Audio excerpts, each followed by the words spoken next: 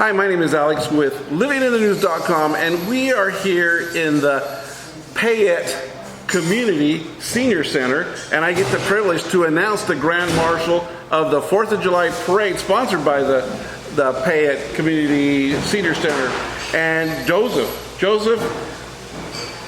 Yes, sir. How are you doing? I'm doing wonderful. Just had that beautiful lunch. Yeah, lunch here at the Senior Center. Wow. So I want to talk to you a little bit because you are somebody that we all ought to get to know, because you actually have served in not only World War II, the Korean War, but also Vietnam. Yes, sir. All three.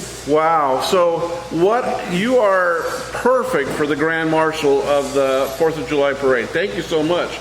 Well, it's an honor to be part of the 4th of July Parade because I am 100% patriotic. You're patriotic. I love America.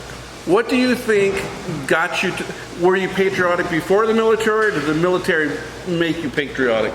I was patriotic in the military back in Johnstown, Pennsylvania. We lived on a farm, and anytime it was any kind of a parade or something, I just wanted to be part of that, because back there they had very big parades for the 4th of July, Veterans Day Parade, and so on.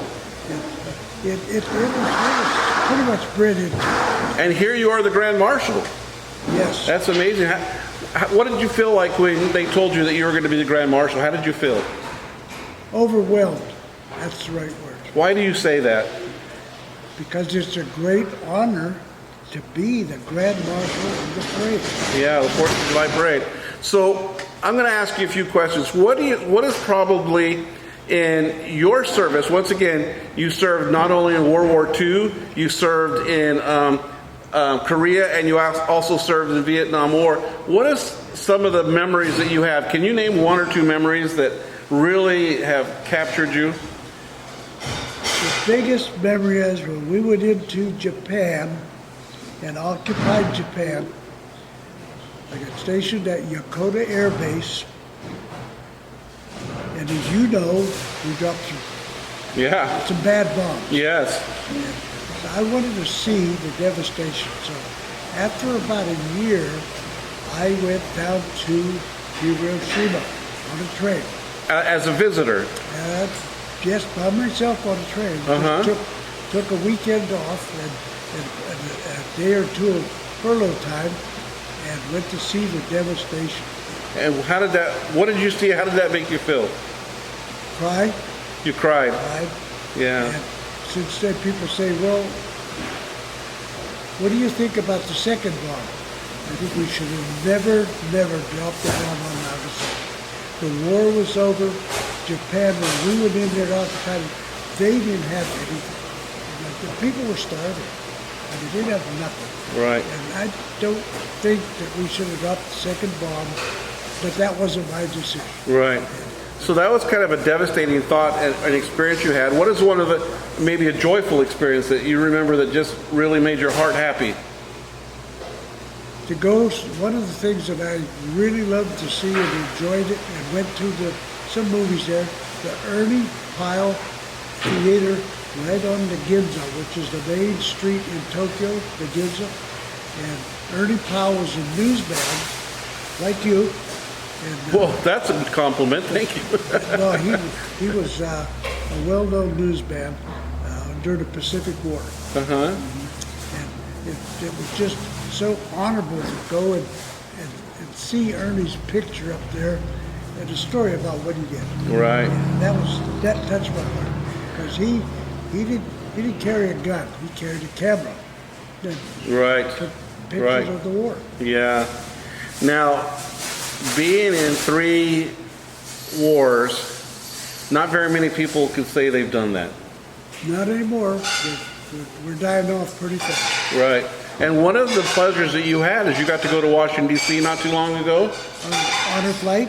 On an honor flight. It's called the Lone Eagle Honor Flight. I went there this past summer in August. And to be honored, like when you get there, at the airport, Ronald Reagan Airport, to wave my hands a little bit. They're just finishing up lunch here, so you hear them doing dishes right now. But the honor flight, when they meet you at the Ronald Reagan Airport, so many volunteers are waiting for you. And They take good care of you. put you on this big, beautiful bus with military murals all over the bus. Take you to the Hyatt Regency Hotel. Wonderful.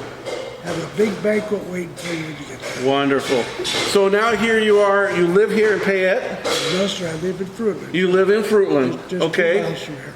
Yeah, you live here in Fruitland, all part of the Treasure Valley, all part of our communities. Yep. So to be the Grand Marshal, what would you like to tell the community about being part of this parade and being part of being patriotic, and what you think others should take away from this? I believe when they see the 4th of July parade, and this old man being the Grand Marshal, I think, and I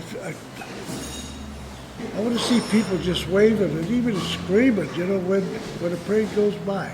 And I wish that everybody will have their little kids there, have a flag. Right. Waving flags. It's 250 years. Right. of our country. Next year we're hitting our big anniversary, aren't we? Yes. And I think we should all, because of this parade in this little town of Payette, people should say, hey, I want to be part of this. I want to teach my kids patriotism. And the last 2 generations, we've lost that quite a bit. But you do, in this area, see flags in people's yards on flag day. Yeah.